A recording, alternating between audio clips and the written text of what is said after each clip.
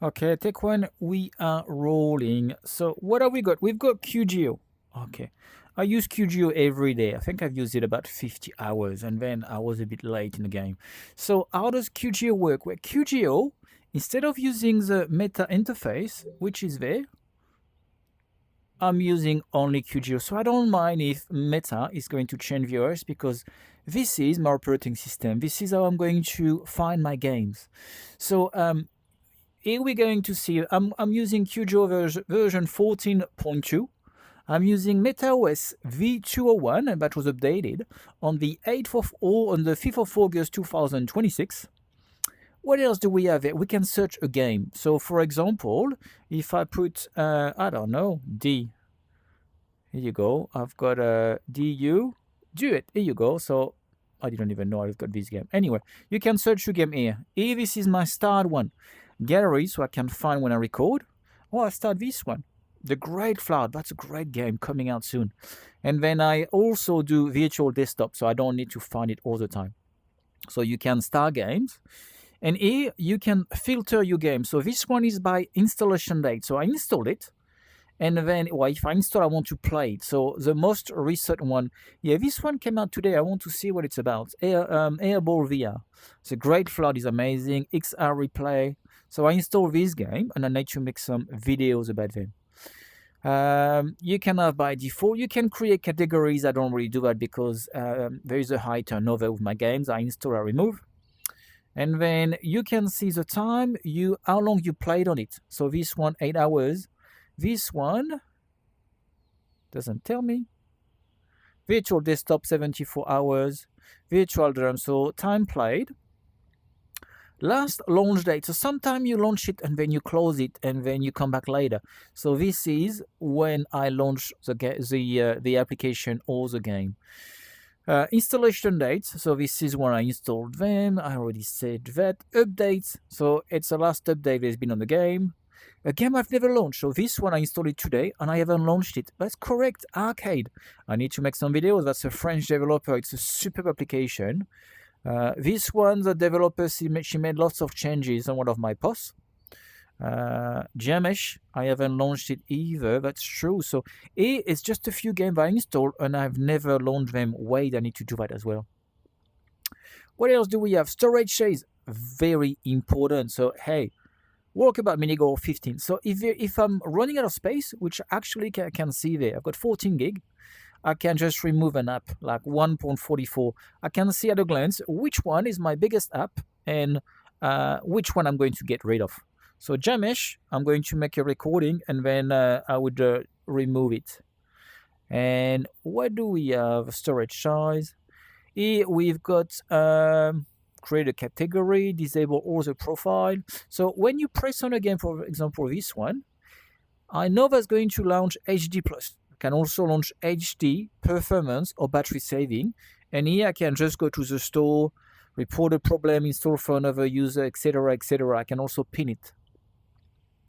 So what time is it? My battery charging, and then 14 gig left. So here is for recording. I go there very often. So field of view that has been added recently in an update. That allows you to take a step back from your camera. So instead of being there, you are going to have a wider angle. So that's the FOV is going to be bigger, and you can have large or extra large. Video stabilization, it can introduce black bar, so I don't really do that. Aspect ratio, I always use 4K resolution for my large videos, and then I will use 2160 but 3840, so profile for my shorts. And then what do we have? Compression, quality video frame rates. Here this is for the developer. So this is a terminal command. So you can just have a go at it and then do a few things. This is some more settings. There is a user interface. There is the extra run QGO and start. So here you can play with a few things. Recently what has been added is image sharpening algorithm. And personally, I use FidelityFX. It works great with standalone and PCVR, but you can also have metaquest super resolution. There's a few booths, there's a color space, etc., etc. Free RAM. which we're going to see in a sec. So this one is more options. Restart the app, login with another email, uninstall and restart QGO. That's an alarm, and that's to install an APK. So you can see, hey, that's going to look in my download folder. I've got a few APK waiting for me. I love this one, how to free the RAM. You click on this, and that's going to free the RAM, and that's going to only keep your game launched, nothing else. So everything is allocated just for the game. So I use that a lot of time, and see, the RAM has been freed. So for example, if I was to go there, and if I was to open, where is it? Oh, this is so annoying. Oh, I hate this interface. Sorry, I'm just going to go in QGO. So if I go back there and I go into my favorite and I go into the gallery, that's going to open my video I've recorded. And if I click on there, hey, it's not a game, it's gone. So that's going to remove any application browser not allocated for the game. So that's brilliant. This is such a great shortcut.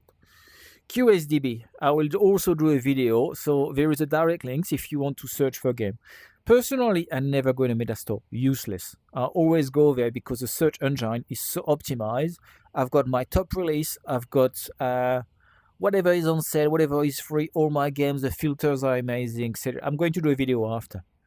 And then here you can click and you can power off the metaquest and restart the metaquest. So instead of pressing the button and holding it down, you can go in a menu, in 2 seconds, you can power it off or restart it. And here we've got a few more options. A link to QGO to install it, each optimized game. So this is great. This is going to give you a list of all the games optimized by QGO. And I think we've done everything, and that's a wrap.